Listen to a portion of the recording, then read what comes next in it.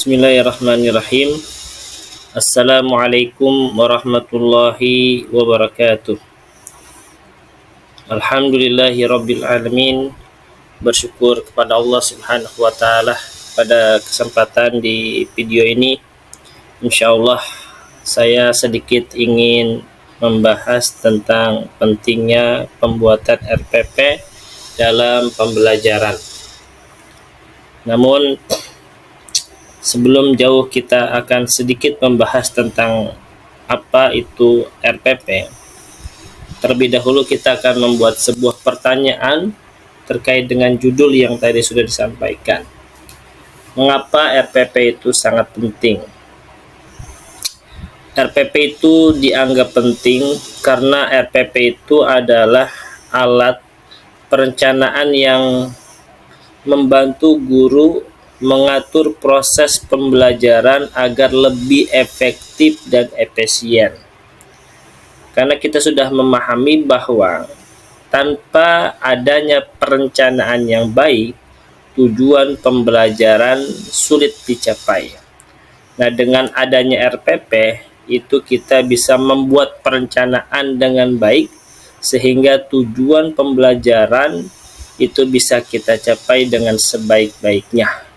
Itulah yang menjadi landasan kenapa RPP itu sangat penting dalam setiap pelaksanaan pembelajaran yang akan kita laksanakan. Selanjutnya,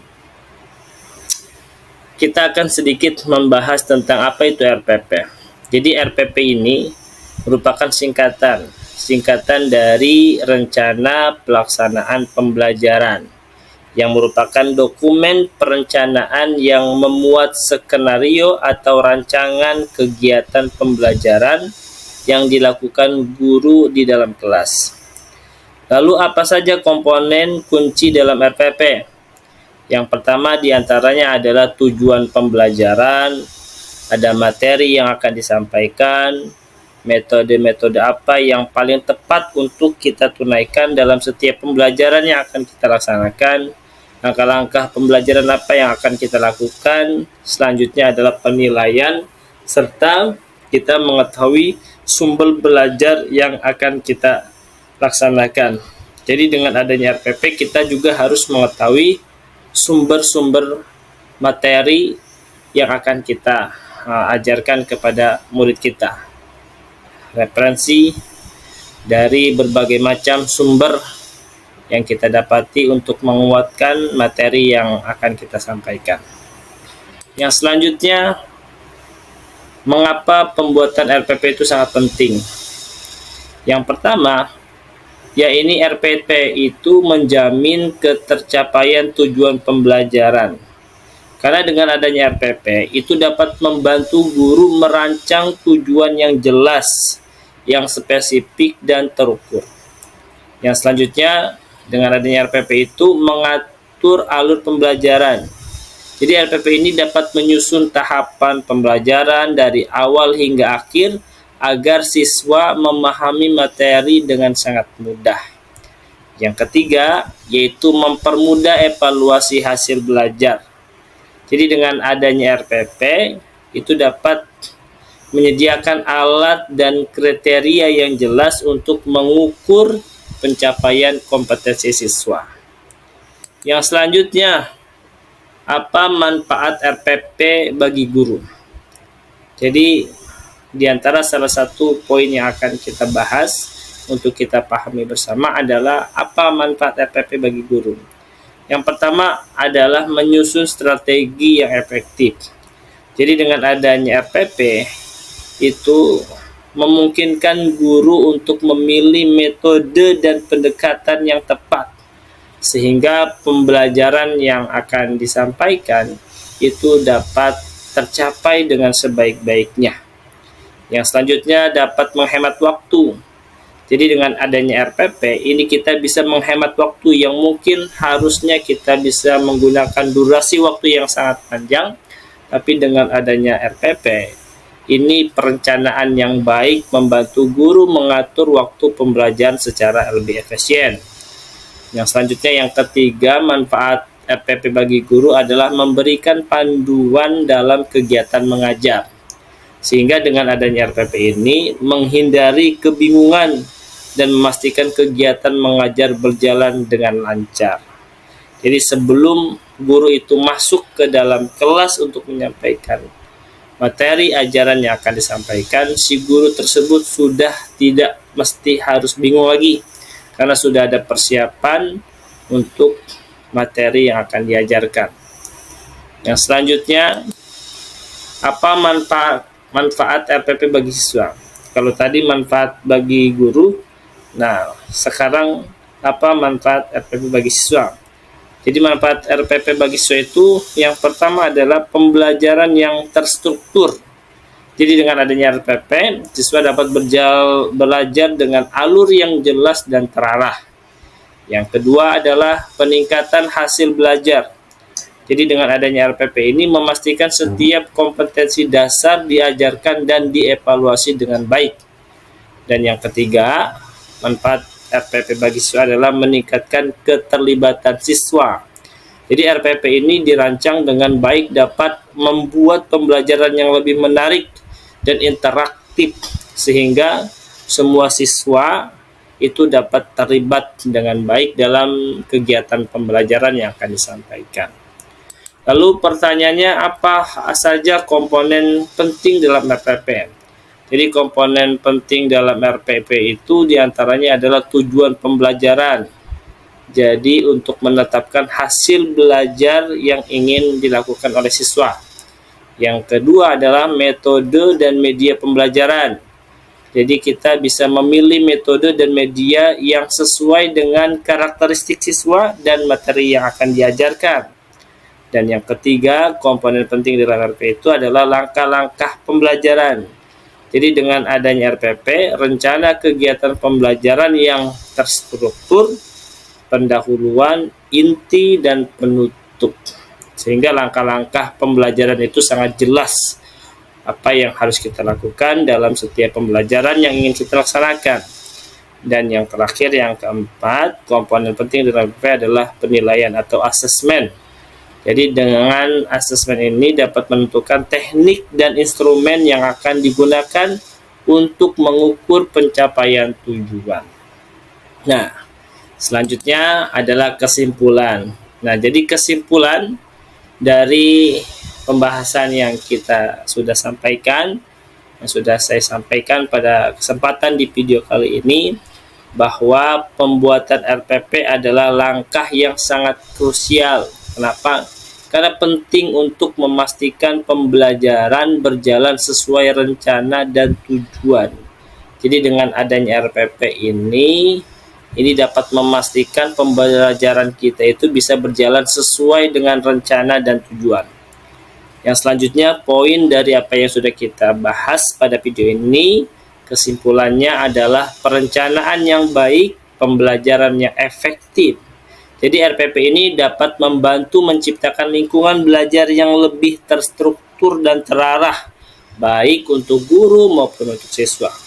Yang selanjutnya adalah investasi waktu untuk hasil yang lebih baik.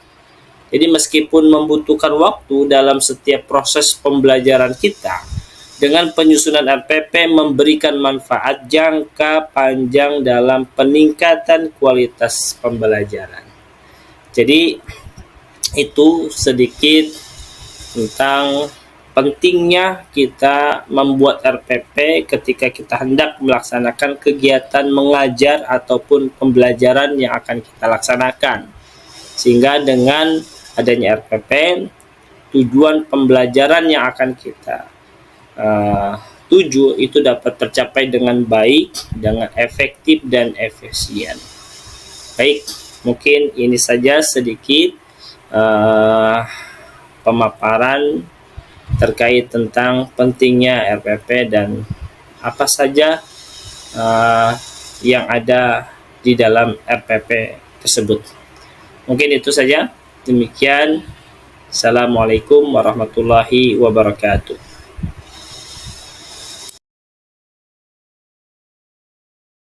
Assalamualaikum warahmatullahi wabarakatuh. Perkenalkan, nama saya Rida Hafifah Zulfi. Saya bertugas mengajar di SD Muhammadiyah 2 Depok.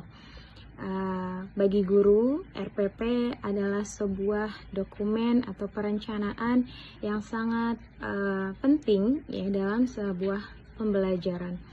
RPP tersendiri ya berfungsi sebagai pedoman atau panduan bagi guru untuk menyusun dan melaksanakan pembelajaran yang terstruktur, terarah, dan efektif sesuai dengan acuan yang ingin dicapai. Manfaat RPP bagi guru antara lain yaitu meningkatkan kualitas pembelajaran, memberikan pedoman yang jelas, memastikan pelajaran tersebut efektif atau tidak, juga pengelolaan waktu yang tepat, dan meningkatkan profesionalisme guru ketika mengajar di kelas. Sebagai keseluruhan, ya, RPP itu sangat berperan penting pada seorang guru. RPP merupakan tujuan kita ketika ingin memberikan pelajaran kepada anak murid. Mungkin cukup sekian pendapat dari saya mengenai RPP. Kurang lebihnya saya mohon maaf. Billahi taufiq wal hidayah. Wassalamualaikum warahmatullahi wabarakatuh. Assalamualaikum warahmatullahi wabarakatuh. Perkenalkan, nama saya Bayinah. Saya dari SD Muhammadiyah 2 Depok. RPP adalah rencana pelaksanaan pembelajaran yang harus disusun atau ditulis oleh seorang guru sebelum melaksanakan pembelajaran di sekolah. RPP tersendiri yaitu dokumen yang berisi gambaran bagaimana suatu pembelajaran harus dilakukan atau dilaksanakan dalam satu kali pertemuan, satu semester atau lebih. Manfaat dari RPP tersebut itu banyak sekali. Manfaat bagi guru, ya, dengan guru merancang RPP, pembelajaran itu lebih sistematis atau terarah dalam merancang metode pembelajaran untuk mengetahui atau metode pembelajaran sesuai dengan karakteristik siswa tersebut. Jadi, dengan guru merancang metode pembelajaran yang sesuai dengan karakteristik siswa, mudah-mudahan pembelajaran yang akan dilaksanakan itu akan tercapai dan pembelajaran akan terasa menyenangkan dan siswa pun akan termotivasi dengan pembelajaran dengan metode tersebut. Assalamualaikum warahmatullahi wabarakatuh. Dalam pelaksanaan pembelajaran, seorang guru harus mempersiapkan proses pembelajaran secara matang. Satu diantaranya adalah dengan cara membuat RPP. Apa itu RPP? RPP adalah rencana pelaksanaan pembelajaran. Dalam proses pembelajaran, seorang guru harus mempersiapkan RPP agar proses pembelajaran di kelas itu berjalan dengan lebih efektif dan lancar. Mengapa RPP sangat penting bagi seorang guru? Pertama, dengan adanya RPP, seorang guru akan lebih siap dalam proses KBM di kelas. Mengapa? Karena ketika kita membuat RPP, maka kita akan mengetahui apa saja sih tujuan pembelajaran yang akan kita sampaikan kepada siswa. Lalu apa medianya, apa metodenya, apa langkah-langkahnya dan prosedurnya, sehingga proses pembelajaran akan lebih terstruktur dan sistematis. Yang kedua, dengan adanya RPP, maka seorang guru akan lebih mempersiapkan diri dalam mengajar di kelas secara efektif. Ya, artinya efektif itu berarti apa yang kita sampaikan akan terlaksana lebih lancar, lebih komunikatif gitu ya. Mengapa? Karena kita mengikuti alur-alur yang sudah kita susun di dalam RPP, sehingga pembelajaran tidak terlaksana dengan kacau, tidak terlaksana dengan tidak sistematis. Yang ketiga, RPP itu menjadikan seorang guru lebih profesional. Mengapa? Karena pasti seorang guru akan melihat apa sih hasil yang telah diajarkan kepada siswa. Nah, dari RPP itulah kita akan mengetahui bahwa saya ini sebagai seorang guru misalkan, apakah sudah benar, apakah sudah sistematis dalam menyampaikan materi ajar yang akan diberikan kepada siswa. Nah, yang terakhir, bahwasanya RPP itu menjadi sebuah bahan evaluasi dalam proses pembelajaran, ya.